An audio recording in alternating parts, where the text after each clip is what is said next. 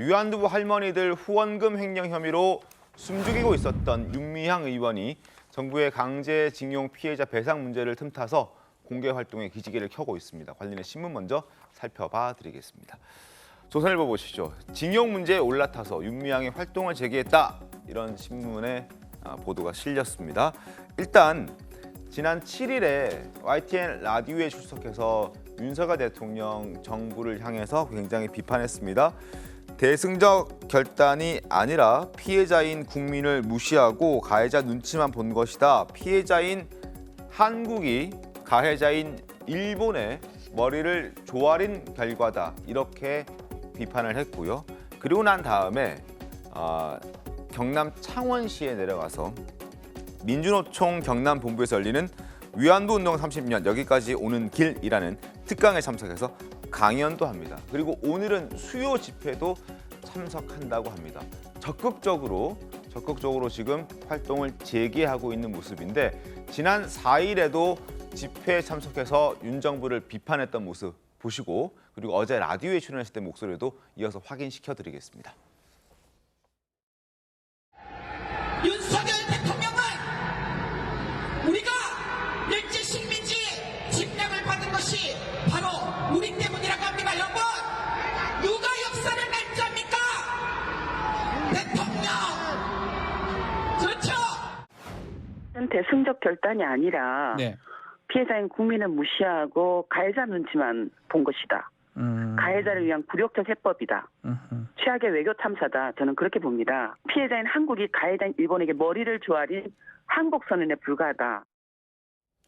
자, 의혹에 대해서 일부 유죄 판결 받았습니다. 그러나 아직까지 재판 더 진행돼야 되는 상황이고 어떻게 그 무죄나 유죄됐던 부분들이 뒤바뀔 수도 있는 그런 상황인데 과감한 행보를 하는 모습은 좀 어떻게 좀 보셨습니까? 일단 적절하지 않죠. 일단 본인이 완전 무죄를 받은 건 아니잖아요. 특히 그 돈 중에서 1,700만 원 이제 횡령했다는 것에 대해서는 유죄 판결을 받았어요. 네. 물론 이제 처벌의 수위가 어느 정도 이것은 사실은 문제가 되지 않고 일단 1,700만 원을 자의적으로 횡령했다는 것이 1심 판결 재판부의 판단이지 않았습니까? 그럼 본인은 사실은 이 부분에 사과를 해야 돼요. 그런데 언론 인터뷰를 보면 마치 다 무죄를 받은 것처럼 네. 그런 얘기를 하고 있단 말이에요.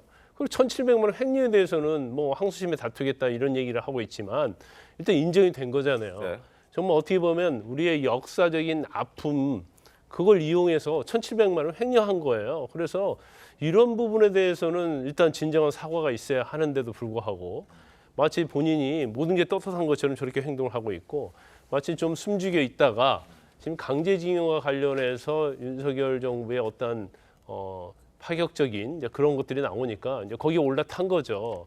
그래서 본인이 만약에 이제 위안부 할머니와 관련된 어떤 범죄 혐의가 전혀 관여되지 않았다고 한다면 본인의 소신대로 저는 충분히 이번에 강제징용과 관련된 정부의 어떤 제한 이런 거에 대해서 비판을 할 수 있다고 봐요. 비판을 뭐라고 하는 건 아니죠. 하지만 어떻게 보면 위안부, 강제징용 노동자 이것은 우리 역사에 있어서 굉장히 뼈아픈 거 아닙니까? 근데 거기에서 일부인 그중에 제일 중요한 위안부와 관련해서 본인이 범죄 행위를 한 거잖아요.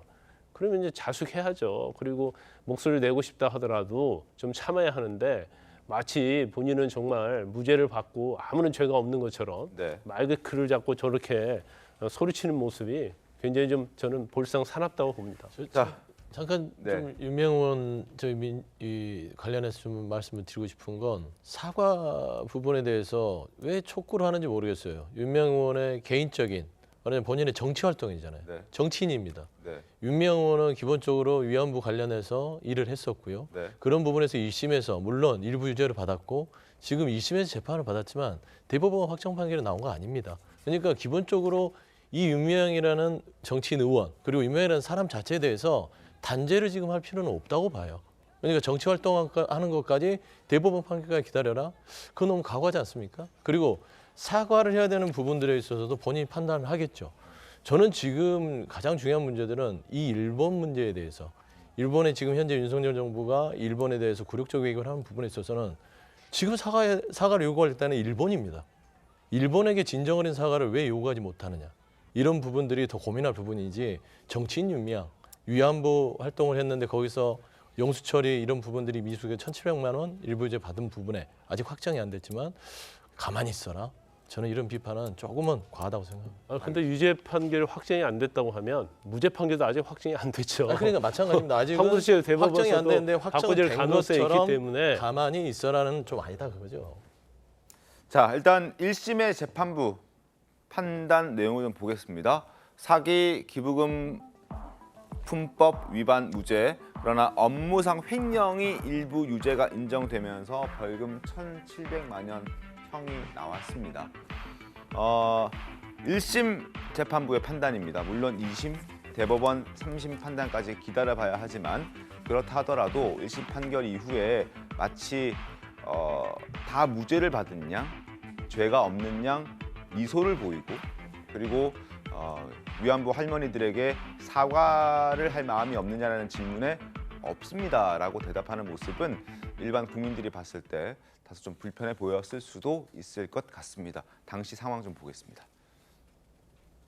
검찰의 무리한 기소가 대부분 무죄로 밝혀졌습니다. 특히 일부 약 1,700만 원에 해당되는 횡령금은 무죄로 인정이 되었습니다. 하지만 그 부분도 횡령하지 않았습니다. 하실 말씀은 없으신가요? 네, 그렇습니다. 제 심경 한 번만 부탁 좀 드릴게요. 함께해 주신 분들에게 감사합니다.